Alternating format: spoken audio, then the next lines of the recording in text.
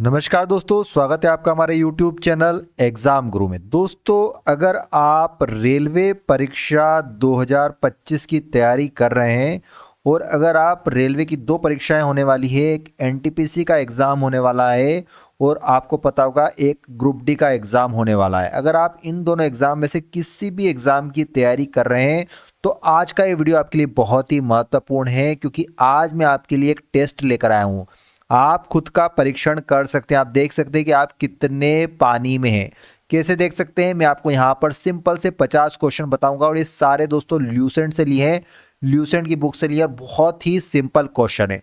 आपको सिर्फ इतना करना है कि जिस भी बच्चे को 50 में से 35 प्लस मार्क्स आ जाते हैं, बहुत छोटा सा वीडियो होगा, कम से कम 10 से 15 मिनट का छोटा सा टेस्ट लूंगा और यहाँ पर मैं कोई एक्सप्लेनेशन भी नहीं दूंगा। हर क्वेश्चन का डायरेक्ट आपको क्वेश्चन बताऊंगा, चारों ऑप्शन बताऊंगा और आपको कमेंट बॉक्स में आंसर देना है। और आखिरी में ये जरूर बताना है कि 50 में से अगर आपको 35 प्लस मार्क्स आ जाते हैं तो आप अगर इन एग्जाम्स में से किसी भी एग्जाम का फॉर्म भरने वाले हैं या फिर भर रखा है आपने, तैयारी कर रहे हैं आप, तो ये मान के चलिए कि आपकी तैयारी बहुत सही डायरेक्शन में जा रही है और आपके बहुत ज़्यादा चांस है सिलेक्शन होने के। तो बहुत ही सिंपल टेस्ट होने वाला है ये। बस आपको ये चेक करना है कि आपके 50 में से 35 या उससे अधिक मार्क्स आ रहे हैं तो बहुत अच्छी तैयारी कर रही। बहुत ही सिंपल क्वेश्चन लिए मेरे ल्यूसेंट के।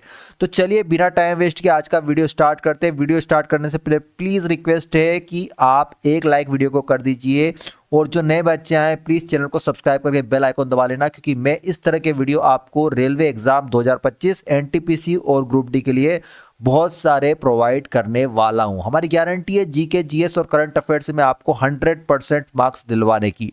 तो चलिए आज का हमारा वीडियो स्टार्ट करते हैं और देखते हैं कि कितने बच्चों को 50 में से 35 प्लस मार्क्स आते हैं। तो सबसे पहला प्रश्न स्क्रीन पर ये रहा, मलेशिया की सिलिकॉन घाटी कही जाती है। फटाफट सभी बच्चे कमेंट बॉक्स में बताएंगे मलेशिया की सिलिकॉन घाटी कही जाती है। दोस्तों पेनांग, पेनांग नामक शहर है मलेशिया में, उसको वहां की सिलिकॉन घाटी कहा जाता है। चलिए नेक्स्ट क्वेश्चन बताएंगे दोस्तों स्क्रीन पर। फटाफट अगला प्रश्न स्क्रीन पर देखिएगा।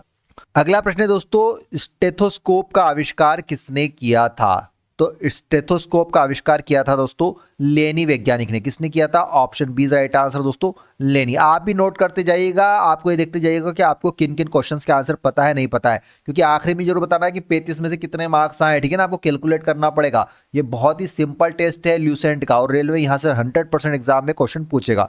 चलिए तो बताएंगे अगला क्वेश्चन, वोल्गा नदी कहाँ पर गिरती है? तो किस सागर में गिरती है दोस्तों वोल्गा नदी? तो दोस्तों ये कैस्पियन सागर में गिरती है। कहां पर गिरती है? कैस्पियन सागर में गिरती है। नेक्स्ट क्वेश्चन स्क्रीन बताएंगे, मानसूनी प्रदेश को कहा जाता है? तो मानसूनी प्रदेश को क्या कहा जाता है? तो वृद्धिशील प्रदेश कहा जाता है दोस्तों। मानसूनी प्रदेश को क्या कहा जाता है? वृद्धिशील प्रदेश। बताएंगे दोस्तों हीरा क्या है? हीरा किस श्रेणी में आता है? तत्व, यौगिक, मिश्रण या फिर तरल? तो हीरा तत्व की श्रेणी में आता है। Option A is right answer दोस्तों, तत्व की श्रेणी में आता है हीरा। चलिए नेक्स्ट क्वेश्चन है, भारतीय राष्ट्रीय कांग्रेस की अध्यक्षता किसने की? तो भारतीय राष्ट्रीय कांग्रेस की अध्यक्षता दादा भाई नौरोजी ने की थी। ऑप्शन सी राइट आंसर, दादा भाई नौरोजी। नेक्स्ट क्वेश्चन है, पृथ्वी की कोर में किस तत्व की प्रधानता होती है?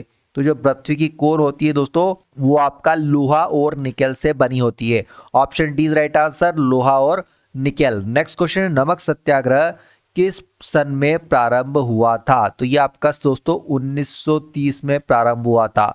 Option A is right answer, 1930 में नमक सत्याग्रह प्रारंभ हुआ था। करीबा बांध निम्नलिखित में से किस नदी पर स्थित है? तो जो करीबा बांध है दोस्तों वो आपका जेम्बेजी नदी पर स्थित है। कौन सी नदी पर स्थित है? जेम्बेजी नदी पर। नेक्स्ट क्वेश्चन है, सुरक्षा प्रकोष्ठ नीति संबंधित है? तो ये दोस्तों वॉरेन हेस्टिंग्स से। सुरक्षा प्रकोष्ठ नीति किससे संबंधित है? वॉरेन हेस्टिंग्स से।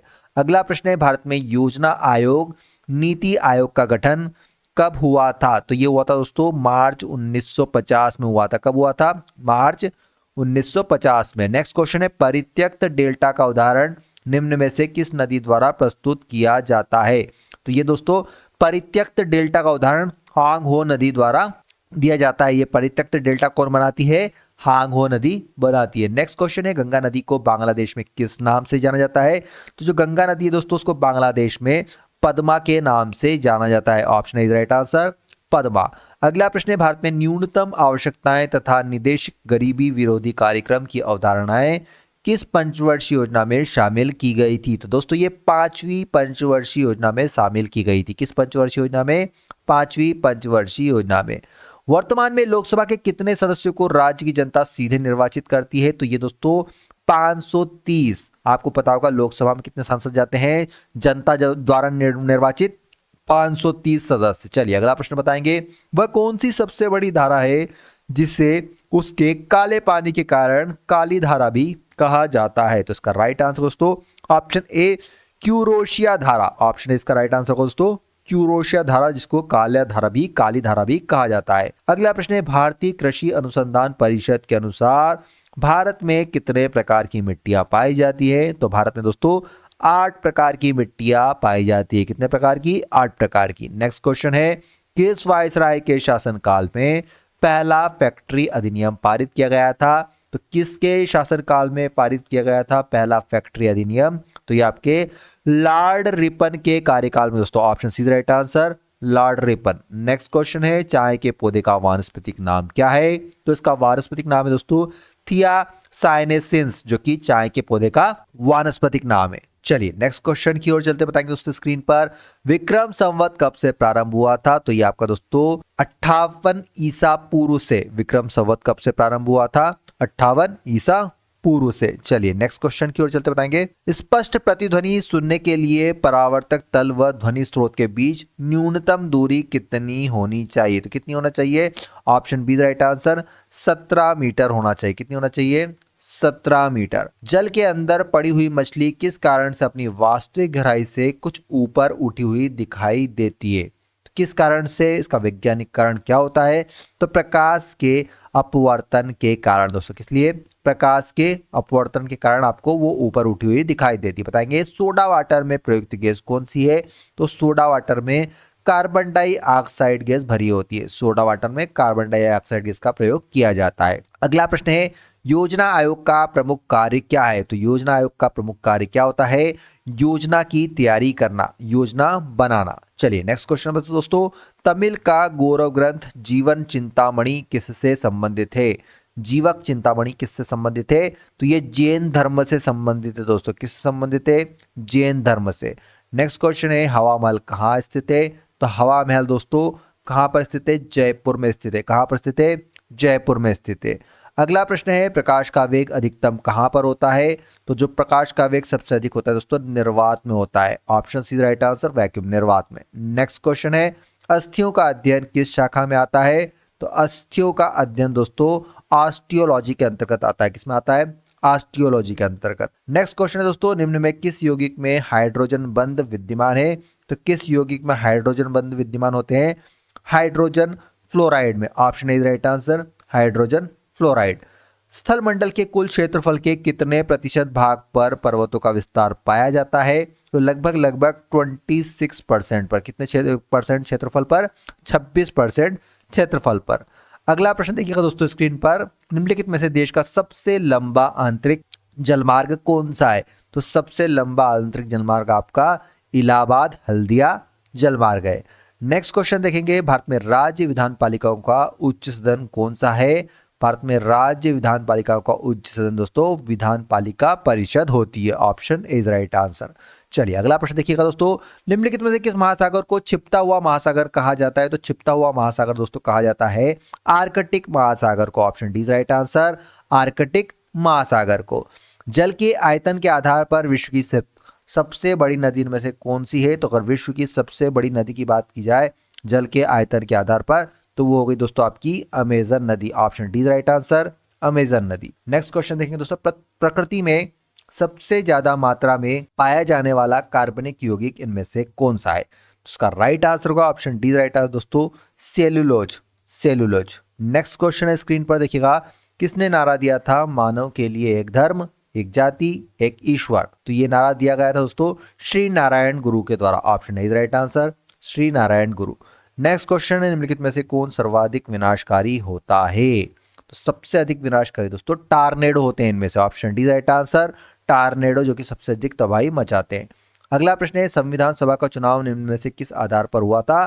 तो संविधान सभा का चुनाव दोस्तों वर्गीय मताधिकार के आधार पर हुआ था। ऑप्शन डी राइट आंसर, वर्गीय मताधिकार के आधार पर। किसान कॉल सेंटर तथा कृषि चैनल का शुभारंभ कब किया गया था? तो ये जनवरी 2004 में इसका शुभारंभ किया गया था, जनवरी 2004 में।